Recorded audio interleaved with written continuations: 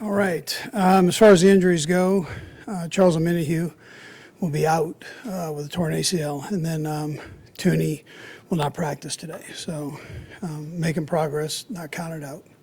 We'll just see how he does. Everybody else is ready to go. Look for the challenge of playing the 49ers. Heck of a football team, obviously. Kyle does a great job with that group, and Steve Wilkes has been a head coach in the league, but is a really good defensive coordinator likewise. And then Brian Snyder is our special teams coordinator. He does a good job. And Chris Furster and I go all the way back to our college days. He's a ex-Colorado State offensive lineman, so whole WAC conference, shout out to them. But he does a heck of a job with the offensive side. So again, with that, time's yours. Andy, if memory serves, last year McCaffrey had just been traded to San Francisco, and the first game was against you guys.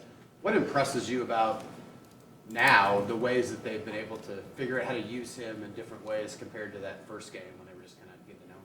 Yeah, sure. Kyle's one of the most creative guys in the league. You knew he's going to find ways to maximize them, the different tools that he has. McCaffrey's got phenomenal tools. Can catch, block, run. I mean, he does it all. And Kyle's exploited even more than what it had been before. So, Coach Reid, is there a comfortability factor playing at Allegiant Stadium that you're familiar with? well, I'd say yes, but we're on the home team side, so I don't know that side. But I mean, we've been there. I'm not sure that matters in this game. It's, it comes down to the execution part of it. But and really, when you play in the Super Bowl, there's that constant buzz. That noise is constant offensively and defensively because of the crowd being split. So that's what you got to make sure that you handle. Tranquill put out, I guess a text message of what you guys were discussing when he was still a free agent. Just what has he provided this year, and how fun is it for you when you do get a chance to talk to players in free agency and try to convince them to join the team? Yeah, so Brett Veach does the hard stuff. I mean, he gives them to me and asks me to reach out to the guys, but we knew him. Drew, we knew firsthand because of how good he was with the Chargers, and he's done all of that here. He's developed a great relationship and rapport with the linebackers in that room and with Steve and Brendan. So.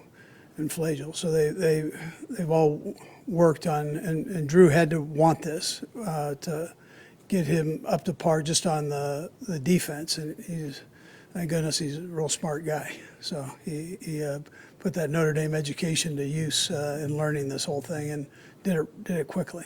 How impressive was he Sunday against the Ravens when he went back and Yeah, sure, he did a great job. He can run. He was a safety in college, so he can run now, and he's used to open field tackles and doing that, and I think that benefits him, and it did Sunday. Yeah. Do you, anytime you're with free agents, do you send emails like telling them, hey, by the way, we go to Super Bowls pretty regularly? Is that a common occurrence, or was that specific to Drew? No, I mean, each guy it's more a text than an email, so, yeah. Andy, you guys obviously a little bit different path this year, being an underdog a couple times. How have you seen the team sort of embrace that? Yeah, so listen, we understand the reasoning behind it. I mean, we get it, and understandably so. So, I mean, we might not be the prettiest bunch, but we're going to battle, and that's kind of been the personality of this team. So, I don't think it doesn't bother us. We understand, so it is what it is. Andy, officiating back in several of your games this season, and you hate for it to get back in the Super Bowl. Every year about this time we hear calls for maybe officials should be full-time employees, and that should be their focus in their own football. Where do you fall on that, and do you think it would make a difference in the quality of officiating?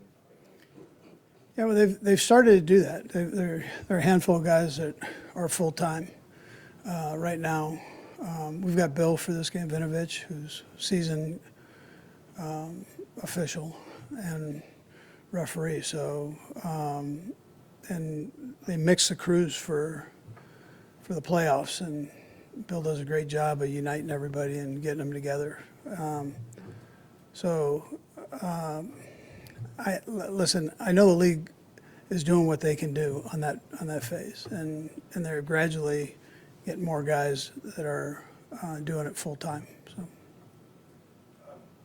Coach, Brock Purdy, I know, kind of burst on the scene last year, continues to grow. He's had 2 comeback wins now in the playoffs. Is that coming from behind? One seems like a box that quarterbacks need to be able to check right when it's not all going your way, but then also doing it in the playoffs. Is that a sign that he's, not just good, but maybe moving up the ladder of where quarterbacks rank? Yeah, listen, he's a heck of a player. I remember specifically one of the Saturday afternoons watching him in college, and I remember the head coach saying, "This guy has changed our program." So changing a program, that's something that's big, and that's what he is. I mean, he's doing that in the National Football League, and last week he did as much with his legs as he did with his arm. So he ran the ball well. He's a good football player. He's smart, got a great feel for things. Yeah. Andy, you guys have been in the spotlight for a while and continue to be, and I know you're mostly in the bunker, especially now, but I seem to recall you getting recognized in Italy a few years ago. And I wonder if, elaborate on that a little bit, but is that also the most unusual place you've been recognized? You don't expect that. I don't. And but there are a lot of Americans over there. You don't put that. And they were having a basketball tournament, so I walk out of the hotel the first day, and there's a whole youth basketball team, and so they knew, and then you're not hiding anymore. So that's. And they were yelling Mahomes, weren't they, or what were they? Yeah, they love Pat. They knew all our guys. So, but obviously Pat's he's got the face of it. So. Was that indeed the oddest or most unusual place that? Yeah, I would say so. Yeah. Pete, when it comes to Marquez Valdes-Scantling, I think his regular season probably hoped he was a little more productive. Just what have you made of what he's been able to do in the postseason? Yeah, so look, I'm proud of him because he played well for us last year. This year, he had a couple drops in big situations. Didn't hang his head, didn't lose confidence, kept battling, working with Pat, and he kept it going, figuring that it would turn around. And here he comes up with these last 2 games were huge catches, very similar to what he did last year in a couple of the games. And so I'm happy that for him, most of all, in that he was able to kind of recover, or whatever you want to say, from what was going on earlier. Andy, what told you that he was going to come through on the other side, that if you stuck with him, he was going to? Yeah, he's smart and he's a hard worker. So, and that's, as long as you've got skill mixed in with that, then you have a chance. So, but he's going to work at it. And, he understands that you can go into a slump. Sometimes that ball looks big, sometimes it looks small. And he worked through that. Did a good job with it. Andy, to bounce off that, not just from Marquez, but just with anyone on the roster, just what's been the key to evaluating guys' mental fortitude to know that they're going to come in and be a hard worker and just gradually do the right things in this system? Well, I've got good leadership, not only as coaches, but in the locker room. You're not going to, you're not going to dog it with Pat Mahomes going full speed, Kelsey going full speed. I mean, you're just not.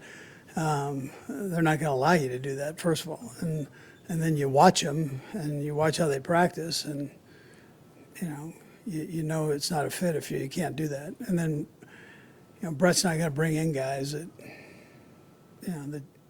that dog, or jog, or whatever you want to call it. Andy, you've been to the Super Bowl a bunch of times now, and a couple of organizations, 4 out of 5 years. Does it still feel as fresh? I mean, you certainly can't take opportunities like this for granted, right? No, you respect the opportunity. I respect the opportunity of being a head football coach in the National Football League. I mean, Vahe and I started way back when we were both scrub buckets, man. So, I mean, to have the opportunity to do this is a real privilege. And, you know, so every day I cherish it. And so this moment, yeah, you cherish it. It lasts the two teams standing. So, a very competitive business. You go three more. Nate, start with you. Andy, a couple weeks ago, Clyde shared with us his reasoning for wanting to go to medical school. Obviously, you went through it, obviously, for other guys, obviously, Ron comes to mind.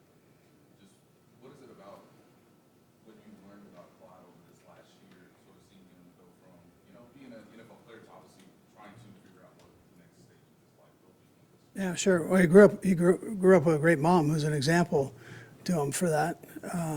She's in the business, and so and then he's a smart kid. I mean, he gets it, and he's mature.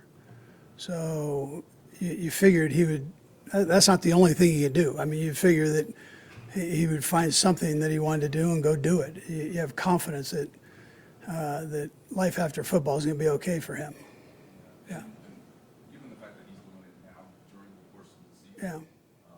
just what's impressive about that, given the fact that, you know, you guys are still relying on the clock? Yeah, sure. No, that's great.